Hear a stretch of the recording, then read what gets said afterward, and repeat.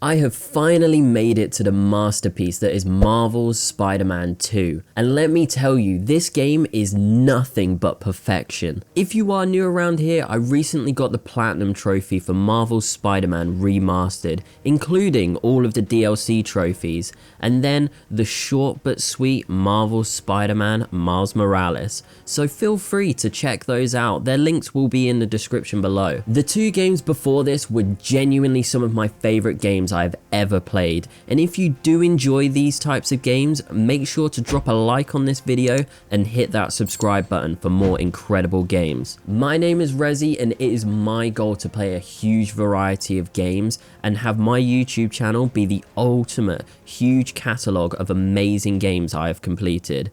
I will be going for Platinum trophies as well as general 100% journeys, so that means I will not be limited to PlayStation games. So that includes retro games, Xbox exclusives, anything. So feel free to drop a game suggestion down in the comments below. Let's get into this. Just like the other games, we are jumping right into, wait, hold on, a cutscene? Where's my action? Oh wait, never mind, here it is. Yeah, that's right, a boss battle instantly, and a proper one too, as we get a health bar. A massive improvement from the previous games. Safe to say, I was on the edge of my seat right from the beginning. During this fight, I am immediately in love with the combat, and Peter Parker over here has some new tech for us. He decides to use the technology from Doc Ock to make his arms.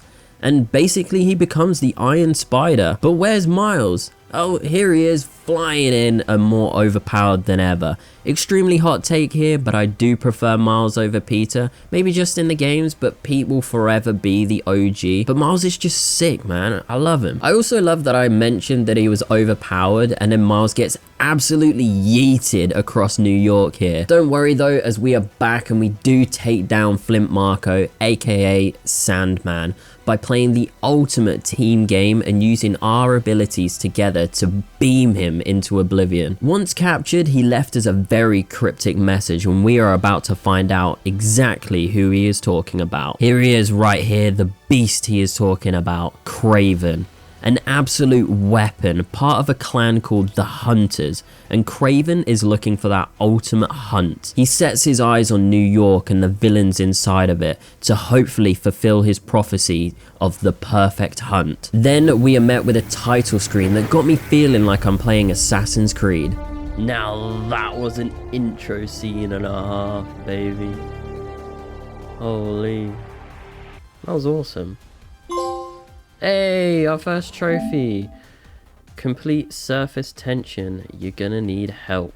Back into New York we go, and we are met with some crimes, which thankfully are not needed for any trophies in this game. I feel like I did enough of those in the first game and needing to do like 160 of them, and then a god knows however many in Miles Morales. Speaking of Miles, let's switch over to him now and see what's going on. Miles over here is taking down some more Sandmen, as Flint Marko has these broken crystals that are scattered across the city that we do need to take care of. However, I saved that towards the end, and oh my, that side story is something you want to stick around for. At this point in the game, it was just showing me the ropes and some collectibles that are around the map. My general playstyle is if I'm swinging around the city and I see a collectible, I'll grab it then and there, so I don't need to do a bunch of cleanup after the story is done. One thing I did really like about this game was the amount of suits I get to choose from, especially choosing from Peter and Miles. So feeling rather stylish in my new suit, I got my second trophy of this journey. Making our way back home to Aunt May's house that we are moving into, since it's now empty after the passing of Aunt May. Not too sad though, as look who turns up. It's Harry Osborn, and now the whole gang is back together again. As we saw in the previous games, he got pulled out of the symbiote tank as he was relatively stable in his health.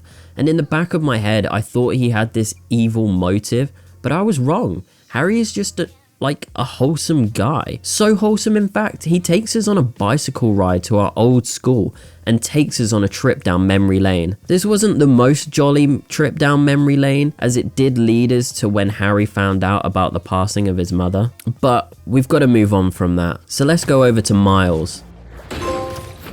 I knew that was a trophy where you just attempt to trick and fall. That was nice and easy. Miles and Peter make their way over to Raft Prison as there are some special people being moved out. The first one being Scorpion, and then the second, Martin Lee. Now, this sparks up some feelings with Miles since he was the reason that his dad died. This blood-boiling moment did not last too long as there were bombs setting off in the skies. These bombs from none other than the Hunters. In an attempt from Miles to save the prisoners, he comes across Scorpion, who ends up giving him the acid trip of a lifetime, and it was really creepy playing through this. But with Scorpion out off into the wind, Miles still had one more prisoner to save, the man that killed his father. With this hatred and a mix of Lee's powers with the bioelectricity from Miles, we get some new abilities to help rescue Lee. However, they weren't quite strong enough as Kraven gets his hands on Lee and we have to make a tough choice. This choice leading to us letting Lee go in order to save the innocent bystanders by the docks and save the day. With all of this drama going on with Lee and Miles, we go see Uncle Aaron, aka the Prowler, as he is the closest thing to a dad for Miles right now. With a wholesome moment between them both, he introduces to the Prowler stashes where he's left some tech that we can use at a later date. These are scattered across the map and we will complete all of these later in the video.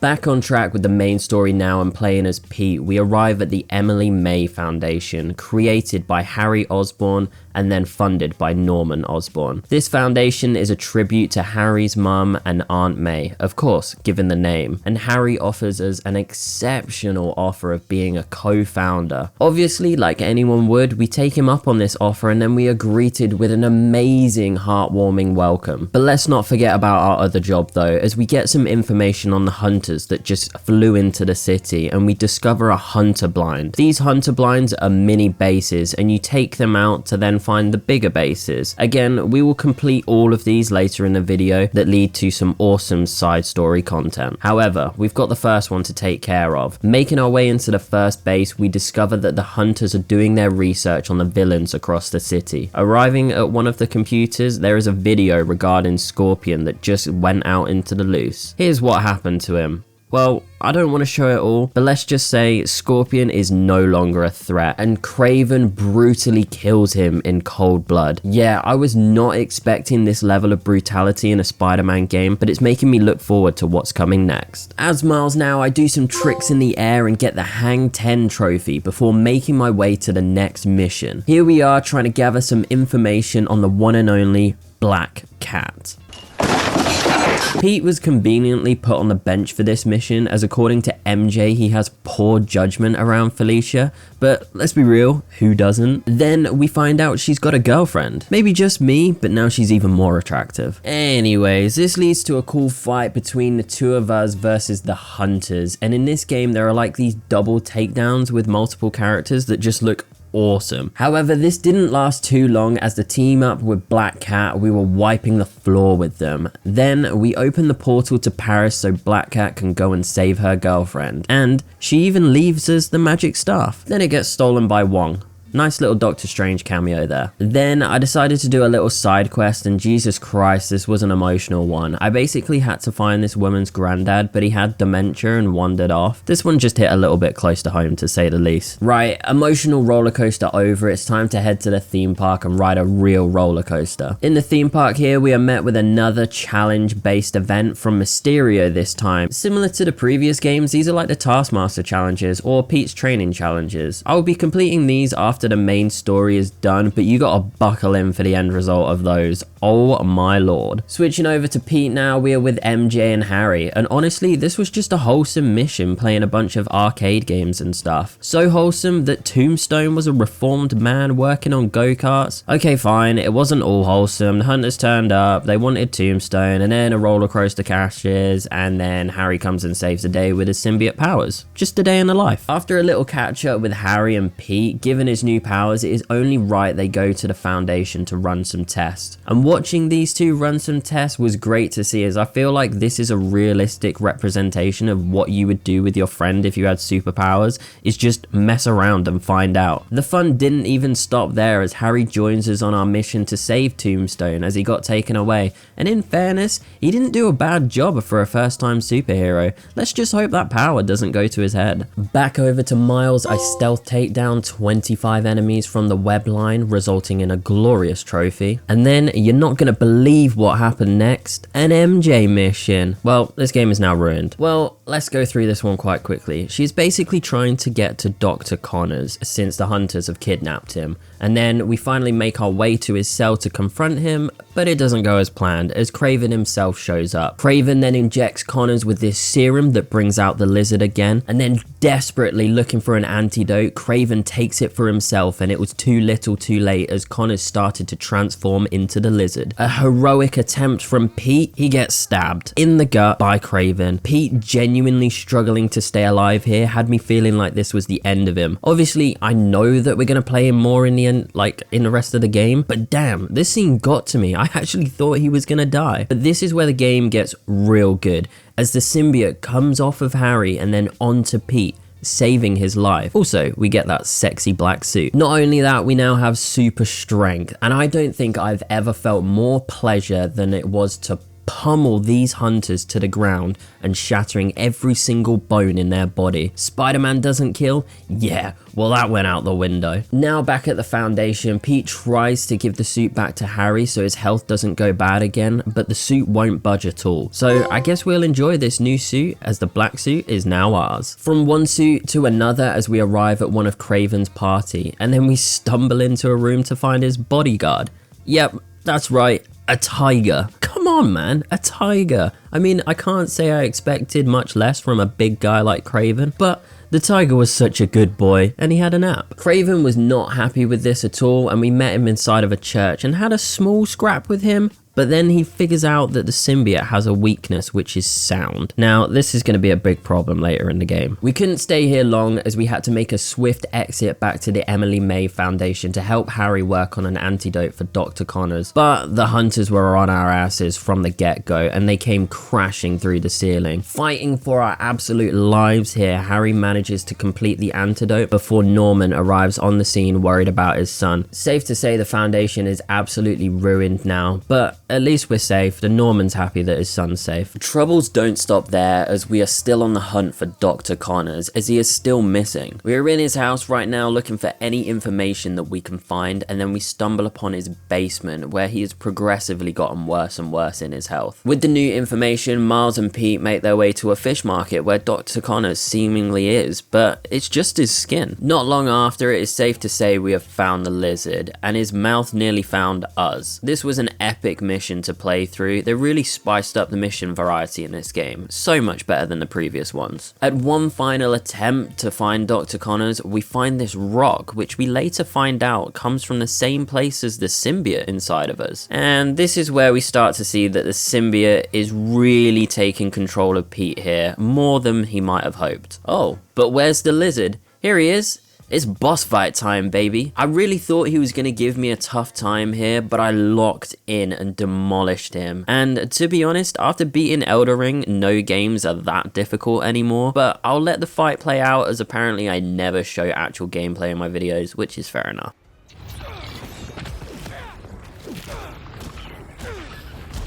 I got that parry unlocked. Come here, boy.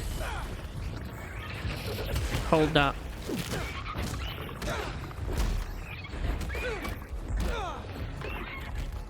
Yeah, you little bitch. Ah. I beat Elden Ring. This is no match for me. Oh, God. I thought the fight was over, but no, we get a phase 2. Oh, let's get it. Never mind, phase 2 was as easy as this. He just got put in a spliff. Yeah, I was gonna let the fight play out, but I didn't say a single word during the fight as I was so locked in. But anyways, we managed to get this serum down his gullet, and he turns back into a human finally. Once he wakes up, we get some more information on this rock that we found earlier, and then we find out this is the reason that Dr. Connors has his arm missing, basically being the reason that inspired his his regenerative research. He then goes on to tell us that the suit had chosen us, adding to the fact that Pete is slowly being consumed by the symbiote while not really realizing it in the moment. Rejecting any medicine from him, the suit had chosen us, so we must fulfill its destiny now. Heading home as Pete is completely shattered from being in the suit for about 100 hours now with no sleep. As soon as he drifts off, the suit absolutely consumes him. And to be fair, I would rather be consumed by a symbiote than play another MJ mission. Oh, for God's sake. Yeah, long story short, MJ needs to call Miles for help as the symbiote has taken full control of Pete now and he is not himself at all. MJ rushes in to try and help Pete and be the hero, and I get the whole love story element here, but I just found it kind of cringe. But I guess I'm just an MJ hater. She did not succeed though, as the symbiote at this point was just far too strong. Pete, however, was on his last whim, and with the remaining Pete still left inside of him, he makes his way over to Harry to try and give the suit back. The suit was having none of this and was just too strong, and we are starting to see his demeanor change and becoming more hot-headed and erratic. Failed to mention, but earlier Miles got caught by the hunters, not really doing a good job as Spider-Man, but Kraven had a bigger plan for Miles here rather than just killing him then and there. Kraven, being the absolute sicko that he is, set Miles up with a fight against Martin Lee. I was waiting for the day I could fight Mr. Negative as Miles, and my time had finally come. The fight was actually quite challenging, more so than the lizard fight, and I did die once. And I have to admit, one thing I do not like about this game is that when you die, the fight doesn't fully reset. It like half resets whichever phase you're in. I would much prefer to refight the boss from the beginning, as it would feel more rewarding in the end, but I guess the game's not meant to be that challenging. The fight was very quick and easy with a little bit of patience, but it wasn't over yet, as we got a new phase to the fight, sending us into the negative world with a demon. This world somehow managed to make Miles even stronger, and then I immediately got a trophy for whooping these guys' asses in overdrive. Miles, now realizing he can beat Lee, he takes the opportunity to be the bigger person and let him go. Kraven was not too happy about this, but even though there was no escape, we must find another way. Another way we go this time from the main story to do a little side quest to spice the game up. This little set of side missions here are about a cult of arsonists taking over the city. Now, I don't quite finish the story here, however, but this story genuinely is on par with the main story of the game, which blew me by surprise. We have a very special guest join us in this mission. It's Wraith, but who is that? It's Yuri, baby. She's turned into a vigilante after her unfortunate run-in with Hammerhead and getting kicked off the police force. See what I mean about this side content being good? Oh, you wait. Back to the main mission now, and Lee does as Miles said and finds Spider-Man, giving him the location of where Kraven is. However, we fall right into Kraven's trap like the genius he is. He did make one big fatal error in setting this trap, and that was pissing the symbiote off. Huge mistake as we break out of here and kickstarts another boss fight. This time versus Kraven. Kraven is smart during this fight and sets off a bell just like in the church that he did earlier, and you see how pissed off the symbiote really is as he demolishes it in an instant. Now phase 2 of this fight was a little bit disappointing as Kraven kept running away and creating a bit of distance. I feel like it's not his character personality at all. I would have preferred a straight up brawl with him. Taking him out, Pete truly is lost in the sauce here, and the symbiote is power hungry and won't stop. Pete is ready to kill Kraven, or should I say the symbiote is, but Miles swoops in to save the day, or so he thought. This kicked off phase 3 of the fight, but it was not with Kraven. Peter is now our enemy. This is what I wanted, Spider-Man versus Spider-Man, and I have to say this is easily one of the best parts in the entire game, and it did not disappoint one bit. For once, I actually did not see this plot twist coming. The battle between these two proved my theory as Miles being stronger, as not gonna lie, with Miles's power, and even with Pete having the symbiote, Miles was just just so strong. I think because I already locked in from the other fights, I found this one quite easy, but it was super enjoyable to play. But not messing around anymore, as we use the bell to cause the symbiote a bunch of pain before Pete can't take it anymore and rips off the mask. This scene was honestly so cool, and to see how lost Pete was, but Miles managed to save him. A real representation of the student becoming the master here. I love it. Sealing the symbiote up and ready to give back to Harry, the great hunt is now over, and oh boy, what a mission that was. We arrive at Oscorp ready to give the symbiote back to Harry, and this is where I thought the game would finish, honestly, but boy was I wrong. It was only a matter of time before Venom decided to show up. Norman runs in and sends his best men to try and stop him, and then we actually get to play as Venom, which was a total surprise to me, but I loved it. Venom has one guy in mind that he wanted to take out, which was Kraven, and breaking his way out of Oscorp's tower, heading straight for Times Square. Now, this is the battle worth having.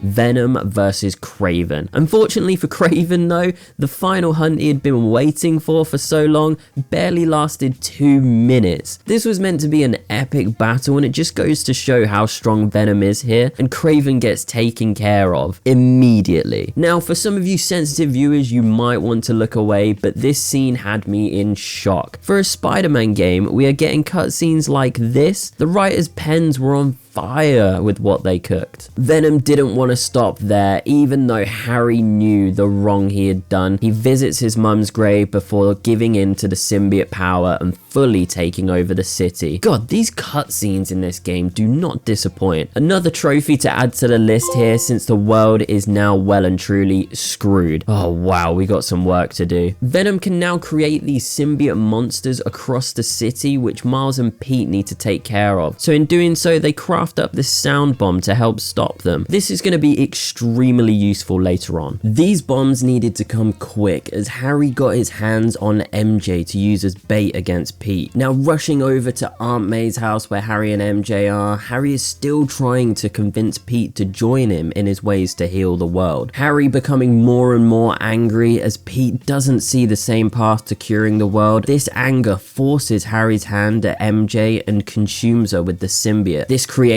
the one and only Scream. Oh baby, it's time for another boss fight, and a great one this is. Do you know how satisfying it is to have a scrap with MJ? Now I know it isn't really her, but it's the closest we're gonna get. In fairness, this was a pretty decent fight to play through and was more challenging than others due to Pete not having his symbiote powers, so he was just slightly nerfed. The biggest issue, however, I did have with this fight is the fact that MJ is so mentally strong and she can fight off the symbiote, whereas it took Pete days and days before being able to overcome it. I guess maybe MJ is just secretly OP.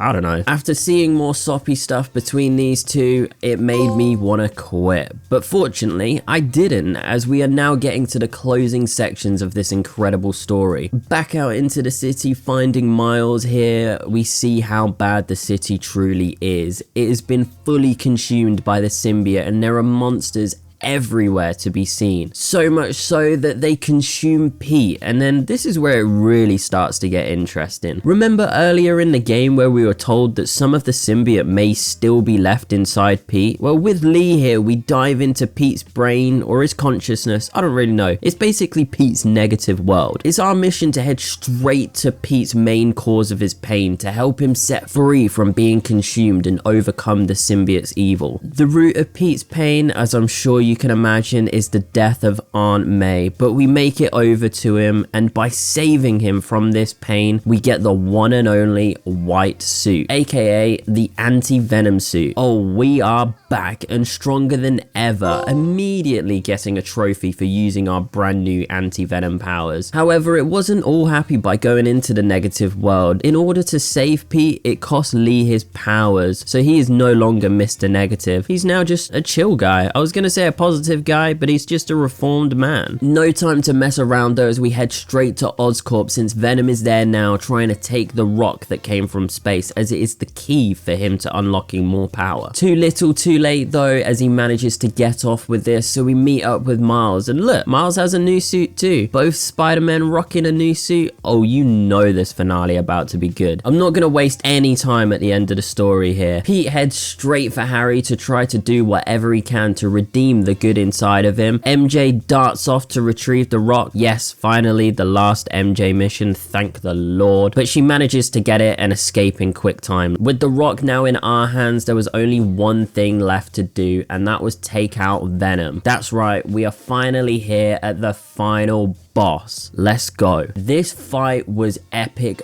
beyond belief, as a straight brawl is exactly what I wanted. The whole game leading up to this very moment, and it was all going so well until he grew wings. Are you kidding me? How the hell am I meant to beat that? I guess Miles is gonna have to come in and save the day here as we enter phase 2 of the fight. I was not letting him go, as he kept trying to fly away, but he better get his ass back here. Venom grabs the rock, and surely he can't get even more powerful. Yeah, well, he can, and it's phase 3 into the fight, and Miles really got his work cut out for him. You know, I was locked in from these fights at this point. The game was easy. I took him out, and with one final push at his attempt to grab the rock, we get the layup from MJ. Miles gets that sonic boom bomb down his mouth. Boom! Harry's face emerges from the suit in a plead for help, but Venom is just too strong here. So Pete and Harry take to the skies in a battle of attrition, with Harry pleading for help. This fight was just beyond perfect. We have Miles swooping in to take the rock, and Pete throwing him out of the way to get him away from Venom. Miles gets the rock and shoves it in the particle accelerator, as Harry is finally getting his strength to rip off the symbiote. Then, with a little bit of help from Pete's anti-venom powers, the symbiote dies, or so it seems. Harry is not doing so hot now, as we take him to an ambulance in the hopes that Norman can get him better. But wow, what a finale that was. It was just a happy ending too. MJ gets her podcast, Pete starts up the Emily May Foundation in his garage, and Miles gets to take on the city by himself, leaving Pete as a retired Spider-Man. Finally here, we do get the last trophy of the story, Heal the World. What an amazing journey this story was. No shock deaths unlike the previous 2 games. It was just wholesome in every way. I've said it throughout this video. This game is just wholesome. I know most people watching by now want to skip to the platinum, and we got some cleanup to do, and the cleanup, my god, is so interesting. So we're gonna speedrun this cleanup. First on the list for cleanup was all of the Prowler stashes, and by the end of collecting all of them, we see Uncle Aaron to give him the tech, and then we find out he's moving into the apartment above ours.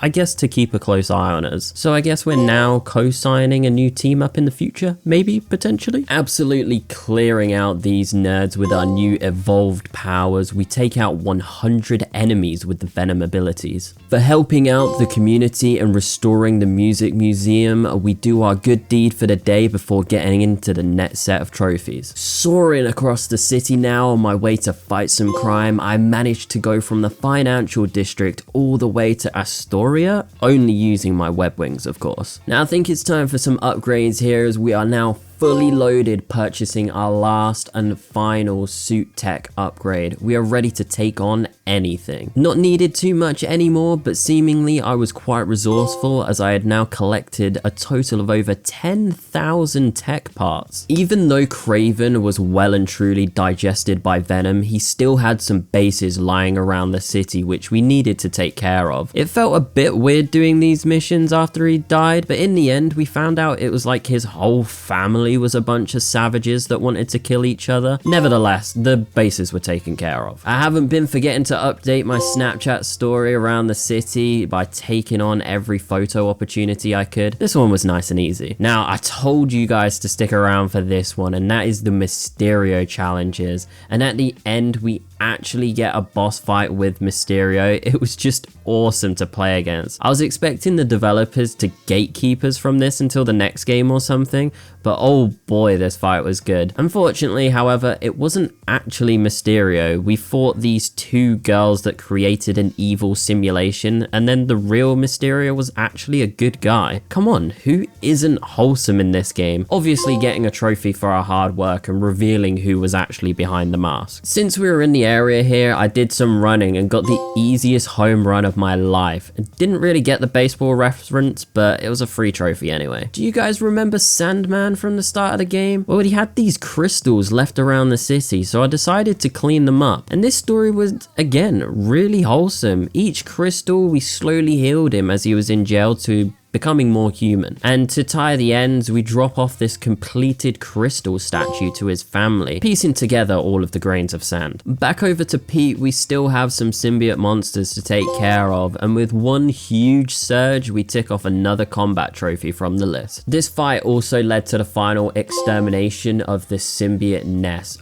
back-to-back trophies here. With another little side quest here done, we get a glimpse of Chameleon from gathering a bunch of information on these random civilians, but with all that data collected, we can move on from that, and hopefully there's more to this story in Spider-Man 3. Doing our best with the Emily May Foundation missions, we managed to tick them off quite quickly and got a terrible suit for our hard work. This journey is going amazingly as we hit max level, and finally now we are truly OP. Around the map there were these spider bots that I needed to collect, and by doing so opened this portal into the Spider-Verse. Turned out these spider bots belong to Miguel. If you've watched the Spider-Verse movies, you'll know who he is. A lovely little Easter egg. I don't even want to talk about the missions at Miles's school. They were honestly so boring, but we got a new suit to rep that Brooklyn pride, so I guess that's a win. So remember earlier in the video where I said there was some side content regarding some arsonists? Well, let's get into that since it is my favorite piece of side content out of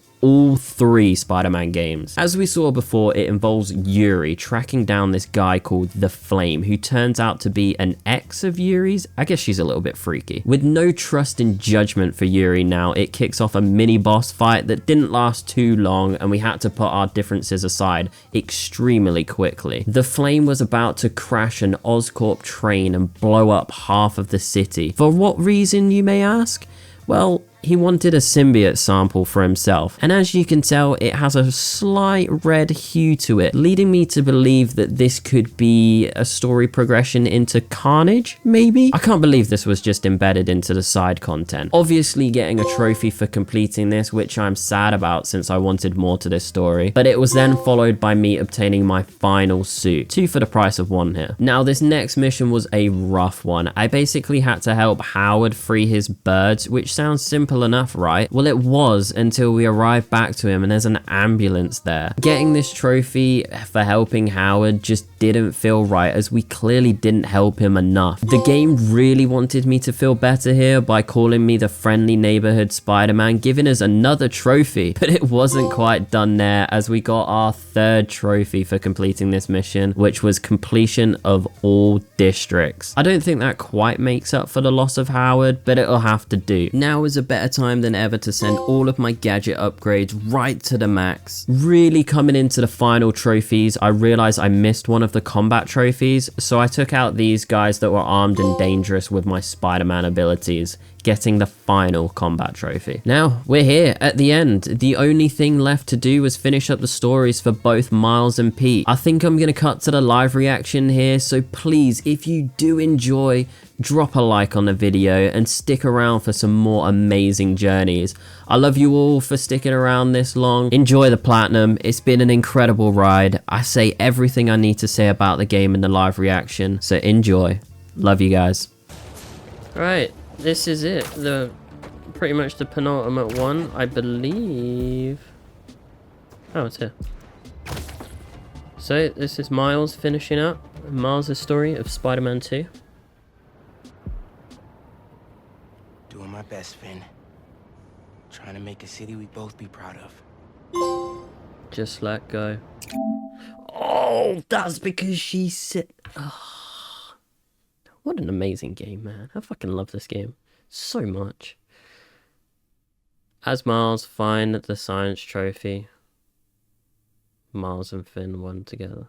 So this is it. This is going to be the ending of Spider-Man 2, and it was an absolutely incredible story. I loved it to pieces, and here we are, just about to do the final trophy. You know how it goes. Let's get this platinum. My god, what an incredible journey. Best one of the 3. I can't wait for the 3rd installment, well, the 4th installment. Drop a comment of what you want me to platinum next. I just want to play some video games, great games that are going to hit me in my feels, that are challenging, anything. Let's get this. Parker Luck's back with a vengeance. You know what to do. As Peter, visit Aunt May's grave. I like that trophy. Are you ready, boys and girls, ladies and gentlemen? Here we go. Dedicated. There we are. That platinum trophy. Let's get into the next one. I think we got Road 96 next. Ghost of Tsushima. A bunch of other games. So be ready and stick around. Please hit that subscribe button. Drop a like, comment, all of the above. Let's get this.